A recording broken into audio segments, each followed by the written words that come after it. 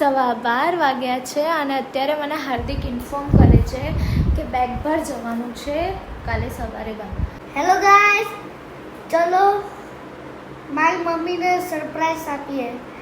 Mummy, મારા પપ્પા એવું કીધું કાલે બહાર જવાનું છે, થેલો ભરી દે. પપ્પા ખાલી મસ્તી કરતા હોય, કાલે સ્કૂલે જવાનું છે, જા ચાલ. મમ્મી સાચું બોલું છું. એવું ના બોલે, ફોન લાવજો તું પહેલા. જા જા પૂછ પપ્પા. આ પૂછું જ છું, પૂછ પપ્પાને વાડી. અત્યારે રાત્રે 12 વાગે ખબર નહીં શું પૂછ્યું છે એમને. હાર્દિક, ક્યાં જવાનું છે? બહાર જવાનું છે. ક્યારે? કાલ સવાર જાવ ભરો તો અત્યારે કહો છો મને?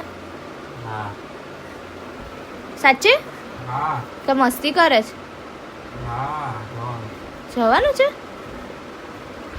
હવે એકચ્યુઅલમાં કાલે જવાનું તો હતું, પણ મારે અને હેરિકને અને હાર્દિકને નહોતું જવાનું.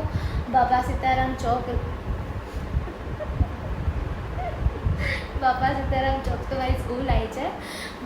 બાપા સીતારામ બગદાણા. એકચ્યુઅલમાં ગાઈસ બગદાણા અમારે જવાનું નહોતું. જસ્ટ મમ્મી, પપ્પા અને મારા દિયર અને દેરાણી એટલા લોકો જવાના હતા. પણ અત્યારે હાલ હવે મને હાર્દિકે કીધું છે કે આપણે બી જવાનું છે સવારે.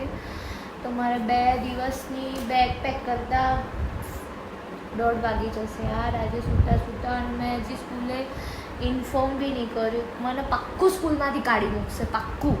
બિકોઝ હું હમણાં જ મહાકુંભ જઈને આવી છું, ત્યારે મેં 10 લિસ્ટ લીધી હતી. હવે પાછી 2 લિસ્ટ લઈશ. મને સાચે કાઢી જ મૂકશે યાર, મને ટેન્શન છે. ચલો પહેલાં બેગ તો પેક કરી લઈએ, પછી કાલનું જોઈ જશે. તો ફાઇનલી મારા બેગ પેક થઈ ગયા છે. જો 1:18 થઈ છે અને બેગ પેકિંગ થઈ ગયા. હેરિક પણ સૂઈ ગયો છે એન્ડ હવે હું પણ સૂઈ જઈશ.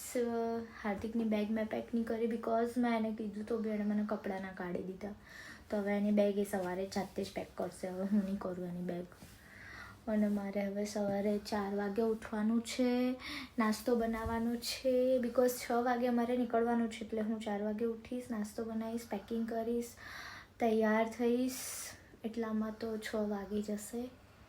ઓકે, તો bye, good night and thank you for watching my video.